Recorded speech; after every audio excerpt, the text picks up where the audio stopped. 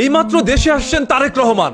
দূরে থাকতে পারবো না, আমাকে আসতেই হবে। হঠাৎ করে খালেদা জিয়া কেন অসুস্থ হয়ে পড়লেন? আজকে কেন তিনি মৃত্যুশয্যায় রয়েছেন? আমি বেঁচে থাকতে চাই, আমার প্রধানমন্ত্রী হওয়ার কোনো শখ নেই। বেরিয়ে আসলো চাঞ্চল্যকর তথ্য। বনি আমিন নামে ফেসবুক পেজ থেকে একটি পোস্ট করে জানানো হয়, তিনি যখন জেলের মধ্যে ছিলেন তখন তাকে ইনজেকশনের মাধ্যমে একটি বিষ প্রয়োগ করা হয়, যা ধীরে ধীরে তার শরীরের অঙ্গ প্রত্যঙ্গকে নিঃশেষ করে দিয়েছে। এছাড়াও বনি আমিন বলেছে, আমি যেটা বলি সেটাই সত্য, আমি সবকিছু জেনে বুঝেই তারপর বলি। বনি আমিনের ফেসবুক পোস্ট থেকে বোঝা যাচ্ছে বেগম খালেদা জিয়ার সাথে কত বড় ধরনের অমানবিক কাজ করা হয়েছে, কি নির্মম ভাবে তার শরীরের মধ্যে পুশ করে দেওয়া হয়েছিল এরকম একটি ইনজেকশন, যেটা খালেদা জিয়াকে একেবারে নিঃশেষ করে দেয়। আর জেলে থাকা অবস্থায় তিনি অনেকটা অসুস্থ হয়ে পড়েন। সরকারের কাছে প্রার্থনা করেন তাকে বিদেশে নিয়ে চিকিৎসার জন্য, তবে তৎকালীন সরকার শেখ হাসিনা তাকে বিদেশে চিকিৎসার জন্য যেতে দেয়নি, যার কারণে এই বেগম খালেদা জিয়া ধীরে ধীরে আরো অসুস্থ হয়ে পড়েন। মাত্র 80 বছরে বেগম খালেদা জিয়া আজ মৃত্যু শয্যায়। অনেকেই ধারণা করে নিচ্ছে বেগম খালেদা জিয়া আরো দুদিন আগে দুনিয়া ত্যাগ করেছে, তবে প্রকাশ্যে এখন পর্যন্ত সেটা মানুষের সামনে উন্মোচন করেনি। তারেক রহমান দেশে আসা মাত্রই হয়তোবা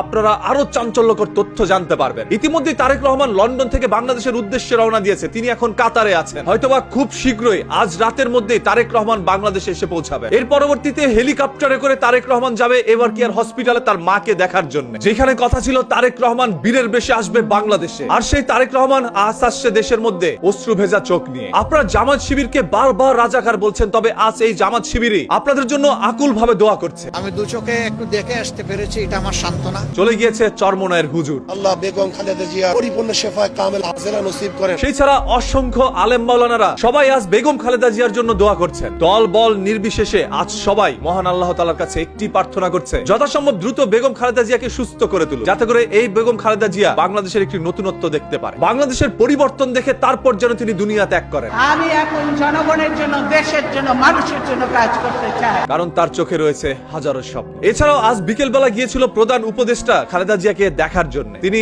আধা ঘন্টার মতো এখানে ছিলেন। সবাই যেহেতু এক পলক তাকে দেখে আসছেন, সেহেতু ধরে নেওয়া যায় খালেদা জিয়া এখনো বেঁচে আছেন। আমি বেঁচে থাকতে চাই এবং আমরা দোয়া করি তিনি যেন বেঁচেই থাকেন। আজ যেন মনে হচ্ছে পুরো বাংলাদেশ বেগম খালেদা জিয়ার দিকে তাকিয়ে আছে। সবার দৃষ্টি এখন এভার কেয়ার হসপিটালের দিকে। অনেকের বুকের ভিতর ধড়পড় করছে, কখন যেন একটি দুঃসংবাদ চলে আসে। শুনতে পাই বেগম খালেদা জিয়া আর নেই। আমাকে যেতেই হবে। 2008 সালে তারেক রহমান বাংলাদেশ ত্যাগ করেন। আজ প্রায় 18 বছর পরে তারেক রহমান দেশে ফিরছে, তবে সেই ফিরাটা তার মুখে হাসি নিয়ে নয়, বরঞ্চ তার মাকে দেখার জন্য ছুটে চলে আসা। বিগত 1.5 দশকের হাজারো নিষেধাজ্ঞাকে পার করে আজ তিনি দেশে ফিরছেন। বাংলাদেশের লক্ষ কোটি মানুষ আজ তারেক রহমানকে বরণ করে নেওয়ার জন্য হয়তোবা রাস্তায় নামতে পারে। যদিও পরিবার তো বহুদিন পরে দেখা। আমি কোনো দলের পক্ষ নিতে আসি নাই, আমি বেগম খালেদা জিয়ার জন্য আপনাদের কাছে দোয়া চাইতে আসছি। আপনারা দল বল নির্বিশেষে আজ তার জন্য দোয়া করেন, যাতে করে এই দেশ নেত্রী পুনরায় সুস্থ হয়ে আমাদের মাঝে ফিরে আসতে পারে। এটাই হলো আমার ঠিকানা। শান্তির জন্য মাঝে মাঝে শক্তি প্রয়োগ করা প্রয়োজন।